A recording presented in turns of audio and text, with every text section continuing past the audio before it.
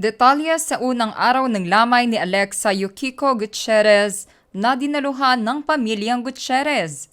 Mga kaibigan at mga katrabaho, nagbigay din ng kani-kanilang funeral flowers at inalala ang memories nila ni Alexa. Pamilya Yukiko at Gutierrez family labis na nagluluksa ngayon sa biglaang pagpanaw ni Alexa. Ito ang buong storya.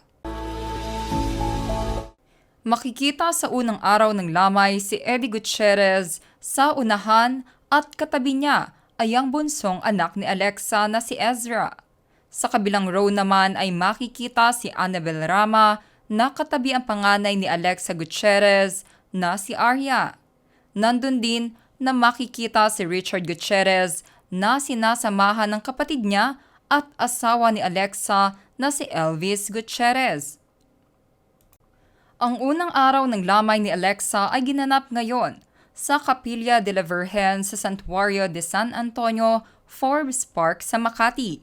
Nagbigay ng mga videos at photos ang sister-in-law ni Alexa na si Patricia Contreras Yukiko, kung saan makikita na ipinagdarasal ng mga kamag-anak at kaibigan si Alexa. Shinare din ni Patricia ang ilan sa mga photos ng mga funeral flowers para kay Alexa na galing sa mga katrabaho niya tulad ng UV Care PH family at Big Bad Wolf Philippines family. Nagpasalamat din si Patricia sa Mami Mundo family para sa kanilang mga bulaklak. Nagbigay din ng condolences at funeral flowers ang Ma'am Zilla PH at pinasalamatan din ni Patricia ang mga nagbahagi nito.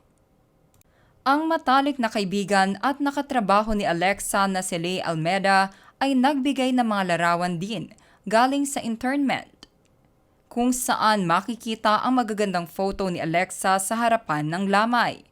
Ang mensahe niya dito ay, "Always so beautiful inside and out, just like how we will always remember you."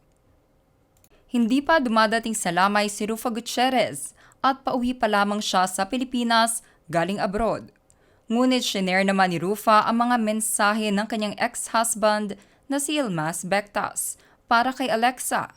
Ayon sa mensahe ni Ilmaz, "As the Bectas family, we share the pain of the loss of the Gutierrez family.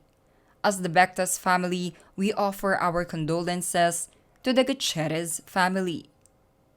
Nag-share din si Ilmaz ng larawan ni Alexa kasama ang kanyang dalawang anak. Ayon sa caption ni Ilmaz, "May your soul rest in peace. I wish the place you go to is better than the place you left." Habang pauwi na si Rufa Gutierrez ay patuloy pa rin ang pagluluksa niya para kay Alexa. Sunod-sunod ang pag-share niya sa kanyang Instagram stories ng mga mensahe galing sa kani-kanilang matatalik na kaibigan ni Alexa, kung saan inalala nila ang mga magagandang memories nila kasama siya. Pero ang tumatak dito ay ang mensahe ni Rufa kung saan nag-share siya ng family photo at sinabi niya, "Our family gathering will never be the same again." Hindi naman makikita sa nasabing lamay si Sara Labati at no-show din ito.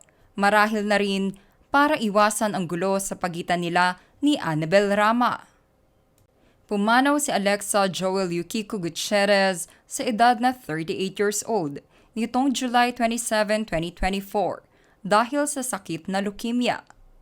Kami sa Showbiz Philippines ay muling nakikiramay sa naulilang pamilya ni Alexa Gutierrez.